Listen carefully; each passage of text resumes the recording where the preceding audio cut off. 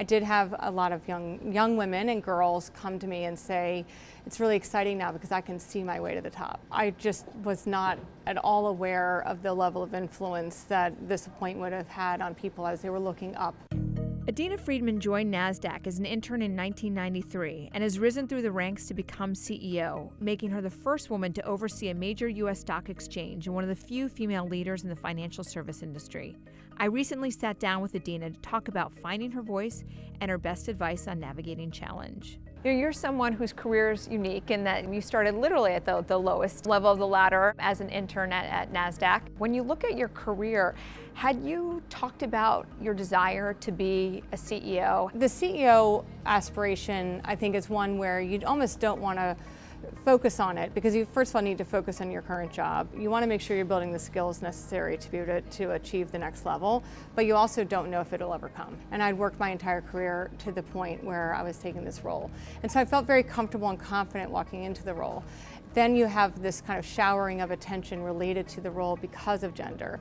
And then you just say, well, I guess there was a little extra pressure on this one. I really like that pressure because I use it to drive myself. But at the end of the day, my job is predicated on making Nasdaq an incredibly successful business for the long term. And whether I'm a male or a female, that's what I'm going to be measured on. That's my report card. And so gender doesn't really play a role in the performance of the company. You've also talked about in your early years, you went to an all-girls school, that was an experience that looking back also was pivotal to shaping sort of your confidence and your own voice in a way that was unique. Talk a little bit about that. It was one of those experiences where I found my own voice. So when I went to college, I was asking a lot of questions, I was involved in the classroom, and I noticed that a lot of the other girls did not speak.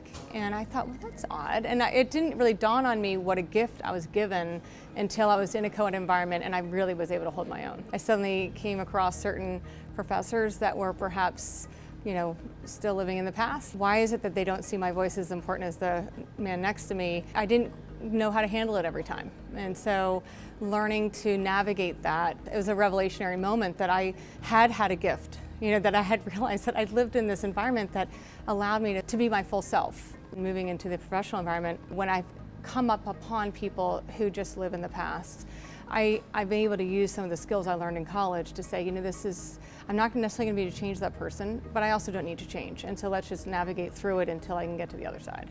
What advice do you give to others who are facing that similar situation? Because it's so important not to change who you are and to recognize that it is other people's problems, but sometimes that's easier said than done in practice. How did you learn to do that with such confidence over time? Practice. Well, you also have to recognize, I think, a big part of it is maintaining your focus on the end result. What are you trying to achieve? How is this person influencing your ability to achieve it? How do you navigate through it so that you can get to your end goal? If you get distracted by it and you get angry or upset or frustrated and it throws you off your end goal, then frankly you're not doing a service to yourself. So how do you make it so that you can manage through it to get to your end goal? Now that to me is how I've always navigated through challenging situations, whether it could be any challenging situation, but it's always making sure you recognize your North Star and how you want to get to the end line. How do you think about that in terms of your day-to-day? Because as a CEO and a leader, it is a fire hose coming at you, and you have to have that perspective to obviously see the long game, but still deal with sort of the tactical things of today. Yeah, so you can definitely get wrapped up in the day-to-day, and I always feel like I take stock of that a lot.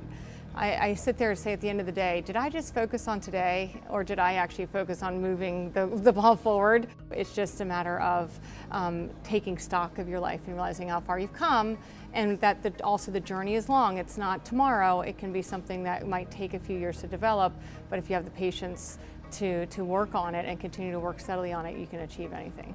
If you were to rewind the clock to when you started sort of working at Nasdaq, what's one piece of advice that you either wish you had known or wish you had followed in those very, very early days of your career? The one thing that I've always felt that I wish someone had said earlier in my career is that being a working mother, you should not feel guilty. You can have balance in your life and still achieve great things in your career. And I think that's very, very important. It takes the right partners, the right family infrastructure or infrastructure around you to make sure that it happens.